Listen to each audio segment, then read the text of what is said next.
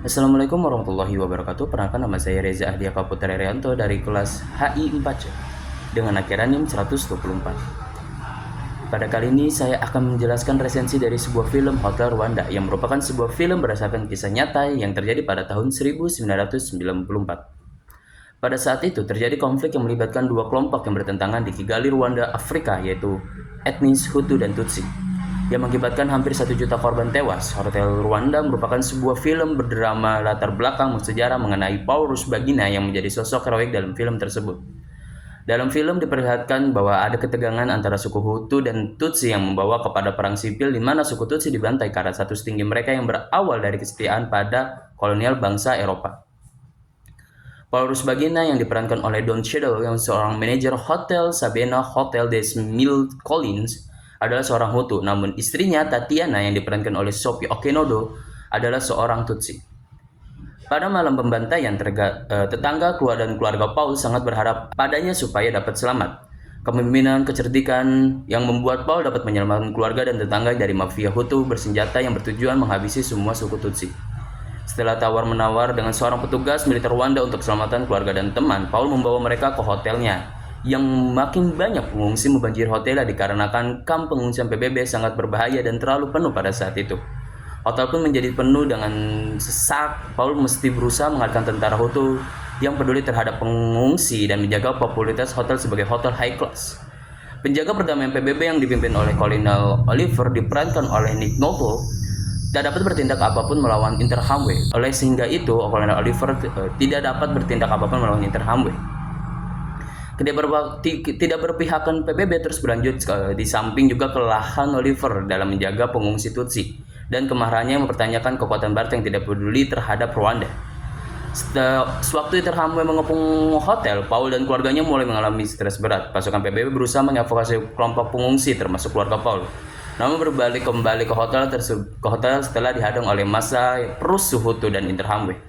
Dalam usaha terakhir untuk menyelamatkan pengungsi, Paul berbicara kepada Jenderal Rwanda dan berusaha memerasnya dengan ancaman menjadikan sang jenderal penjahat perang. Bizimungu terpaksa setuju dan kembali ke hotel yang dalam keadaan diserang oleh perusuh dan Interahamwe. Tentara Bizimungu akhirnya dapat mengakhiri kekacauan dan Paul panik mulai mencari istri dan keluarganya. Berpikir kalau mereka sudah bunuh diri yang diperintahkan oleh Paul apabila orang-orang Hutu dapat menyerang hotel. Setelah ketakutan setengah mati, Paul menemukan mereka bersembunyi di kamar mandi. Keluarga dan para pengungsi akhirnya dapat keluar dari hotel dengan kawalan konvoi pasukan PBB. Mereka menempuh perjalanan melewati pengungsi Hutu dan milisi Interahamwe menuju ke belakang garis depan pihak pemberontak Tutsi.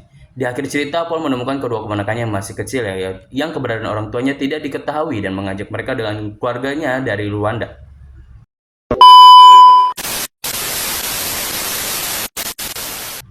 Analisis dari peristiwa yang terjadi di film Hotel Rwanda bisa dilihat dari berbagai sudut pandang dalam konflik internasional kontemporer. Terdapat adanya anarki. Dalam konteks konflik internasional kontemporer, anarki dapat membantu menjelaskan beberapa aspek dari peristiwa dalam film hotel tersebut. Ketidakstabilan dan kekacauan. Anarki yang merujuk pada ketiadaan otoritas pusat yang efektif dalam sistem internasional dapat diinterpretasikan sebagai keadaan di Rwanda selama genosida. Kekerasan genosida yang terjadi sungguh sangat mengerikan, di mana sangat banyak orang dari suku Hutu yang meninggal dunia akibat kejahatan tersebut. Dalam kejadian yang terjadi dalam kurun waktu 100 hari di tahun 1994 tercatat hampir mencapai 1 juta orang meninggal dunia. Di satu sisi, hadirnya pihak PBB hanya saja mengadvokasi orang luar negeri tanpa mempedulikan konflik antara suku Hutu dan suku Tutsi. Mereka membunuh orang-orang suku Tutsi tanpa memiliki rasa belas kasihan. Disinilah dapat terlihat bahwa orang-orang suku Hutu memiliki ego yang sangat tinggi, sehingga terjadi ketidakstabilan politik dan ketidakpastian mengenai pemerintah yang efektif hingga menciptakan lingkungan di mana kekerasan dan kekacauan merajalela.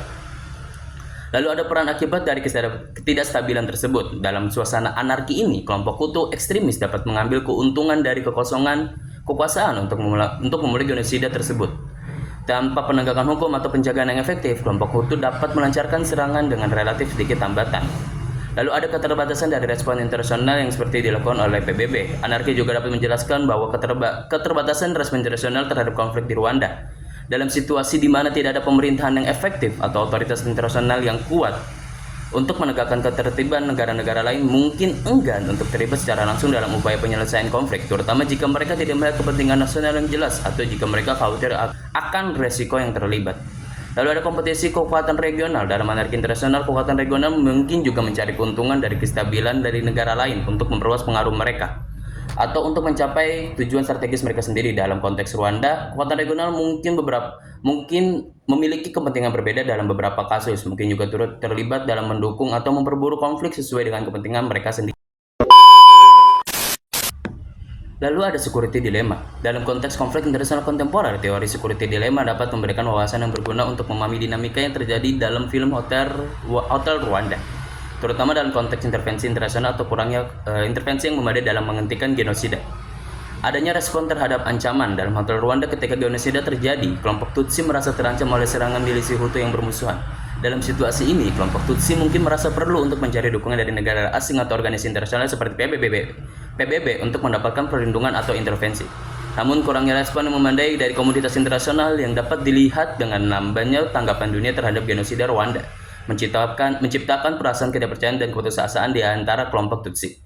Lalu ada siklus eskalasi. Respon terhadap kurangnya intervensi yang memadai dari masyarakat internasional dapat menciptakan spiral keamanan di mana kelompok Tutsi merasa semakin terancam dan merespon dengan meningkatkan persenjataan atau mencari sekutu lain untuk mendapatkan perlindungan.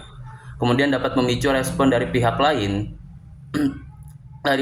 termasuk pemerintah Rwanda yang mendukung genosida, yang merasa semakin terancam oleh tindakan-tindakan kelompok Tutsi.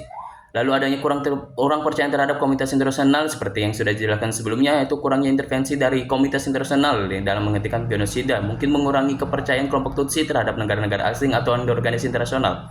Hal ini dapat meningkatkan rasa isolasi dan ketidakpercayaan yang kemudian memperdalam spiral ketegangan antara kelompok Hutu dan Tutsi.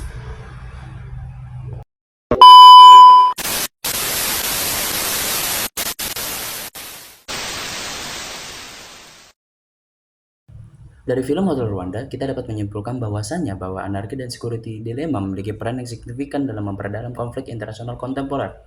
Mereka menyoroti ketidakmampuan ke sistem internasional untuk secara efektif mencegah kekerasan etnis dan memberikan perlindungan kepada warga sipil yang terancam, serta kompleksitas dalam menyelesaikan konflik di tengah lingkungan yang tidak stabil dan penuh ketidakpastian.